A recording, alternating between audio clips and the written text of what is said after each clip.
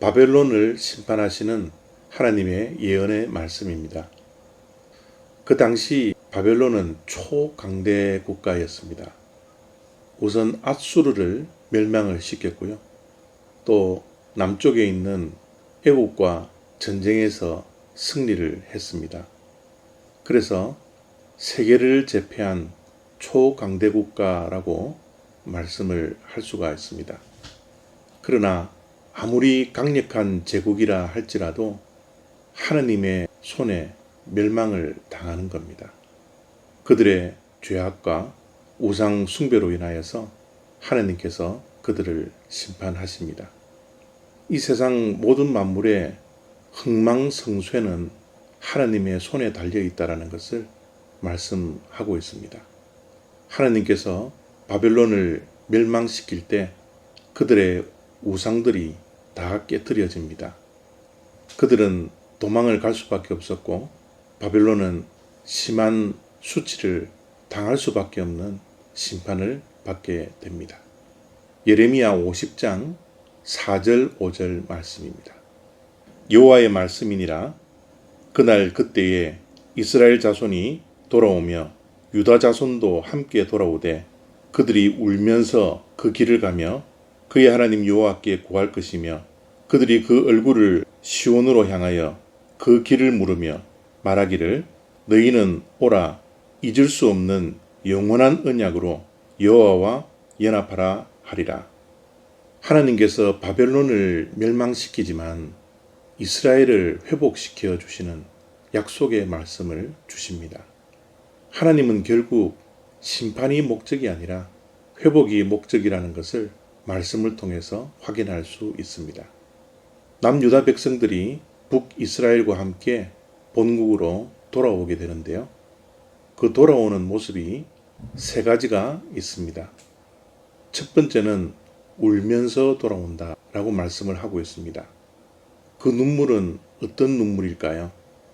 과거에 하나님께 불순종하고 하나님의 백성임에도 불구하고 우상 숭배를 일삼던 조상들의 죄에 대한 회개의 눈물이지 않을까요? 회개의 눈물뿐만 아니라 회복시켜 주시는 하나님의 은혜 때문에 감사와 감격의 눈물을 흘리는 눈물일 것입니다. 두 번째, 그들은 돌아오면서 하나님께 간구한다라고 말씀하고 있습니다. 기도의 회복입니다.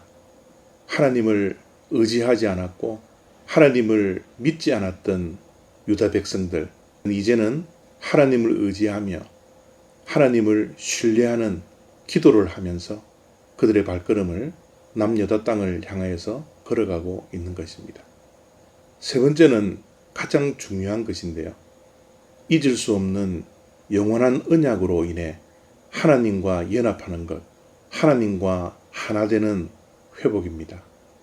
이제 더 이상 하나님의 말씀에 불순종하지 아니하고 하나님 이외에 다른 우상 숭배를 하지 않는 하나님만을 사랑하고 하나님만을 바라보며 하나님이 남유다의 하나님이 되고 그들은 하나님의 백성이 되는 하나님과 맺었던 언약을 회복하는 그날이 진정한 회복의 날이 되는 것입니다. 그런데 여기서 우리가 기억해야 할 것은 잊을 수 없는 하나님의 영원한 언약이 무엇인가입니다. 잊을 수 없는 하나님의 영원한 언약은 다름 아닌 하나님께서 보내주실 메시아 예수 그리스도를 말씀합니다. 그 예수 그리스도께 나아가는 것이 하나님과 진정한 연합이 되는 것입니다. 우리 또한 이 땅에 살아가는 동안 하나님이 우리의 하나님이 되시고 우리가 하나님의 백성이 되어야 하는 언약 관계가 있어야 되는데 이 언약은 바로 영원한 언약이신 예수 그리스도께 나아갈 때 우리 또한 언약 백성이 된다라는 겁니다. 그것이 진정한 회복입니다. 그것이 진정한 하나님과 하나됨이요 연합되는 것입니다.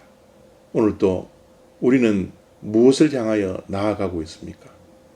잊을 수 없는 하나님의 영원한 언약 예수 그리스도, 그분 한 분을 붙들고 하나님과 연합하는 그런 귀한 축복의 삶이 다 되시기를 바랍니다. 감사합니다.